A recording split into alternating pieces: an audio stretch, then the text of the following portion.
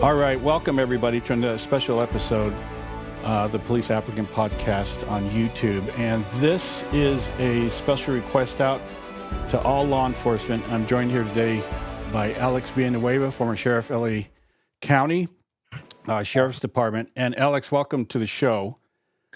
Thank you. Appreciate that, Ken. And what we're going to talk about today is something that we need to bring to everybody's mind. Is a officer needs help section here. And I'm going to go ahead and pull up this article, and then I'm going to have Alex take over. We have a sheriff's deputy that's facing federal charges over an incident in Lancaster. And Alex, what is this all about? Well, there was an incident that happened over a year ago, and this is now in 23. And it was a call for service at Lancaster Station received about a robbery in progress at the local Winco, which is a supermarket type establishment. And Trevor Kirk was assigned as a deputy in patrol in Lancaster, and it was assigned to that call. And he went to the call, and once there, he confronted there was two individuals described, a male black and a female black, who had taken stuff from the storm. There was some kind of confrontation.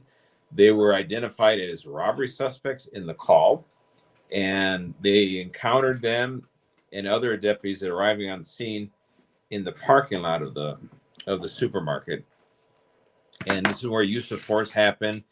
Him and his partner were trying to detain the male suspect and handcuff him, and the female suspect was videotaping them. He ends up arresting her as well. There was a use of force, and it was a takedown to the ground. She was handcuffed, and pretty much that was about it. I think there was a pepper spray involved.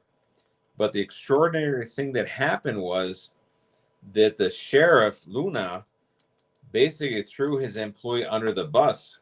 And this is something very important, because when he identified this case, he made a press conference about it, said he was disturbed by this. All force is not pretty to look at, period. Mm-hmm. That we know of. But what he did uniquely in this case was he took the cell phone footage of the complainant and said, this is the case, this is what happened. What he didn't do is allow the investigation to be completed before he put his 2 cents in on the case, and didn't show any of the footage from the two suspects inside of the Winco, what they did that draw the attention and got Lancaster there, and didn't show the body-worn camera footage of the deputy himself. There's a lot of information that the sheriff left out on purpose. And where we're at today, now they've filed federal charge, civil rights violation against the deputy. How did the feds get involved? That looks like it was by invitation of the sheriff himself. And remember, the feds rarely get involved in these type of cases. If they're doing an investigation of civil rights against an entire organization, they do what they call a pattern and practice investigation. Well, then all of these incidents collectively would be examined to see if there's exactly a pattern or a practice among the personnel of that agency. But this is a level 1 use of force, minor injury, if any. Level 1 is not a fatality. It's not a shooting. It's nothing like that typically would attract possibly federal intervention if they believe the case is not being handled. So to have a level 1 use of force being investigated by the feds and to file charges is breathtaking in the application of federal oversight on this case, because it has a chilling effect on what every deputy is going to be doing in the field when they're confronting suspects who are either acting irrationally or being resistive, combative, and they're thinking, man, if I go hands-on and arrest this person, am I going to be too accused federally? I mean, this is a major decision, and it's definitely inappropriate to this to be resolved at the federal level based on what we know of this circumstance so far of this case. And they went federal, which means that in a normal, if this was just Joe Blow in a fight on the street with somebody, it would be a battery, a misdemeanor. Yes. You could barely get the city attorney involved. Yeah. And then this is a federal charge, which I imagine a civil rights violation. That's about as big as you can get. People go to prison for decades for civil rights violations. What is there some there? Are they trying to send a message? I don't like Biden's DOJ because they target cops. I knew that when he first got elected, but are they trying to send a message? What they're trying to do is actually the Biden administration and the federal Department of Justice is doing a favor to the sheriff because he wants to portray himself as a reformer, and he wants to basically make his case to Black Lives Matter, to the activists, to the defunders, to the far left of the political spectrum. Look at me, I'm going after rogue cops. And he's taking his own employee and throw him under the bus just so he can appease that crowd. Facts be damned. And that has a massive chilling effect on the willingness of deputies to stick their neck out and go after the bad guys, go after the people that do bad things, go after the people that are shoplifting, that are robbing, people driving around in stolen cars, because they'll say, well, if I get into a fight, am I going to be indicted federally too now? This is very, very bad. Yeah, this is really bad because there's no for the feds to bring charges, they don't really need a lot. This is civil rights, so it's not like they do this big old evidentiary investigation. Somebody arbitrarily decides this is a civil rights violation. Yeah, you go to a federal grand jury, and the joke is on grand juries they can indict a ham sandwich. Mm-hmm. The threshold is not very high, but the damage that this causes is enormous, and that is what apparently the sheriff values his reputation in the activist community more important than he values the welfare of his own subordinates. And is it true that on federal cases that they don't need the full unanimous decision of the jury? That's what I understand. Yeah, it doesn't have to be unanimous. So this is really bad. I mean, it's bad enough when they take away qualified immunity, but this is just something where they're just targeting cops, and that's a shame that they're doing this. And so, where is Gascon in all this? This seems like right up his alley. He's well, this is very interesting. Why he didn't go to Gascon? They're very curious why not. Because you're right, it would be right up his alley. And if you look at take everything at face value, oh my God, the deputy was horrible, the alleged victim has recourse. And they are using that recourse. Now they're suing because now they have a lawsuit, and they're using what the sheriff did to sustain and get momentum for their lawsuit. Kind of like he did in Palmdale with a mother with a baby, and she was driving in a car with a drunk driver. Remember that case? Mm-hmm. These happened kind of contemporaneous about the time that both of these cases were designed for the sheriff to say, look at me, I'm a reformer, while he throws his employees under the bus. Then in the same breath, he can't understand why the academy classes are empty. Mm-hmm. It's a real obvious reason why. And this is so much, I mean, there's so much ways to handle this. One is let the investigation finish, for starters. And if there was a violation of policy, okay, well, then address the violation of policy. If it's issue of retraining, do the retraining. But it might just be that he was actually doing a job in very difficult circumstances with very little backup, and this is the outcome. It's not pretty, but it's actually, the phrase, awful but lawful.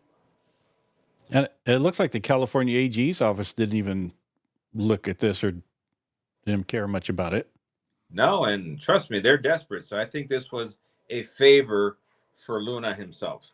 Wow. And when is Luna up for re-election? Is he going to run again? And what's he up for re-election? He's up for re-election in 26. This is pretty bad. I don't see how cops can be in the field anymore to do police work, because this type of stuff is just so arbitrary, and should scare the crap out of police officers to not touch anybody. Yeah, they're going to they already are putting their hands in their pocket, and that's the few that remain in the field. Lancaster, the mayor of Lancaster, Rex Paris, sued the sheriff's department, the county of LA, to basically pay them back because they're paying for patrol services they're not receiving because Lancaster is missing half of its workforce. They're gone. Wow. Half. They're gone. The average across all the patrol station is now exceeding 30%. This is a major piece of information. It directly impacts public safety, but what does the local media do? It shall not be discussed. It did not happen. But if he says, hey, look at me, I'm going after a deputy gangs, oh, they're all over that. Oh, look at the sheriff. Is there another case that's going on too with one is Lancaster and there's another one? The Pounding Caper, and that's the one, and that was Tim Gardner, and that was a case where a drunk driver with 3 adult females with 3 infants driving at night at high speed in the dark, lights out, no infant seats, and one of them is like weeks old. Imagine the disaster that is. They do the traffic stop, and one of the ladies, I hate to even disparage the term mother to describe this person, she decides to use her infant as a human shield to prevent her from being arrested. So there's a use of force, and he ends up separating the infant from the mother. The infant's taken into protective custody along with all the children. And weeks later, DCFS, I believe, took it again, the kids away from this lady. And what does he do? On the day before the statute of limitations was to expire, he resuscitates the case and decides to throw the book at him as well. Oh, geez. Yeah. And literally, there was no lawsuit. There was nothing. He actually revived the case when it was going to expire because the people involved themselves, they know they have no case. They know that they were endangering the safety of their children. And, God bless the deputy for doing the right thing and stopping what could have been a tragedy. Imagine if they crashed with 3 infants bouncing around in a car without a chair. Yeah. That would have been a minimum of 3 deaths. Minimum. Lord knows what else. So the deputy's doing his job. The sheriff decides to throw him under the bus because he wants to, again, appease the activist crowd, the Black Lives Matter crowd. Hey, look at me. Look what I'm doing. And then he created a lawsuit because they filed a tort claim the very next day to defeat the statute of limitations. Wow. It was about to expire. So he bought himself a lawsuit, threw his deputy under the bus, and then, why? All to look good to the activist crowd, not because it was the right thing to do. And this is Luna. This is Luna at his finest. Oh man, they still got 2 more years of this guy. They can't come fast enough because this man is the worst thing I've ever seen. Seriously. And also for Deputy Kirk, is he relieved of duty or what's his status? He's relieved of duty, and now I believe he's relieved of duty without pay. Because once they indicted him, there's a 1801 section of the civil service rules in LA County where you can be suspended relieved of duty without pay versus being relieved of duty with pay, unless he was a constitutional policing advisor working for a Gascon. Then you can be indicted federally or by the attorney general of the state and still receive your pay. But, why quibble, right? Yep. And we've got a graphic up on the screen. This is the GoFundMe. I'm going to put the link in the show notes for this. And can you tell us a little bit about this and how people can help? Obviously, they can go here, but this Trevor and his family need help financially. They need help. So if anybody can donate to that cause, it'd be greatly appreciated. I mean, he's a good kid doing the right thing. He has a 3-year-old and a 5-year-old. And they just started school. And I believe he was relieved of duty on the birthday of one of his 2 kids. Oh, geez. And by all accounts, he's a great guy, great deputy. Great kid doing the right thing. And he means well. And I want him to stay positive, stay upbeat, knowing that the Luna administration one day is going to be gone, Lord willing. and he's going to survive this and get back to serving the community, which has been his goal all along. Yeah. And for our listeners on the Police Applicant Podcast, the show notes will have the link to the GoFundMe, and it'll also be in the show notes for YouTube. So, Alex, in closing, I appreciate you being here. Is there anything you'd like to add to this? Well, you know what? Having been sheriff already, and this is the same that goes for chiefs of police, you have to hold your employees accountable to the rule of law. That's a given. You also have to support them. But if you believe that somehow you're going to earn their support by throwing them under the bus, you're not holding them accountable. You're just throwing them under the bus for your own political gratification. And that is just really bad leadership. That's unethical. That's immoral. And a person that does something like that has no business leading any law enforcement agency, be it an elected office or be it as an appointed chief of police. Yeah, absolutely. So if anybody can help, it'd be greatly appreciated. Thank you, Alex, for bringing this to our attention. We hope that this link gets a lot of clicks on it and people are able to, $5, $10, whatever you can give to help this family out. If an officer needs help and he really just needs our support. So, Alex, thank you so much for being here and bringing this to our attention. And thank you, everybody. And we will be back.